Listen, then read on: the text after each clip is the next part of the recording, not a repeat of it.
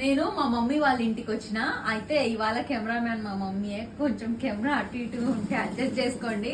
మా మమ్మీ వాళ్ళు ఏం చేసిందో తెలుసా, సాటర్డే కాదు ట్యూస్డే కాదు ఈ రోజు, అయినా కూడా పప్పు చేసింది. ఎందుకు నాకే అర్థం కాలేదు. వచ్చేయండి చూపిస్తా.